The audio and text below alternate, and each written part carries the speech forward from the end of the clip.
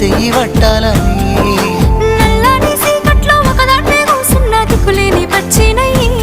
బావా నువ్వెప్పుడొస్తావని ఏళ్ళైపోతుండే పిల్ల ఎన్నెలొచ్చింది మన బతుకులా ఏలైపోతుండే పిల్ల ఏలు వట్టంగా వస్తున్నాయా ఇన్నాళ్ళ ఎడబాటు ఎడవాసిపోతుందిలే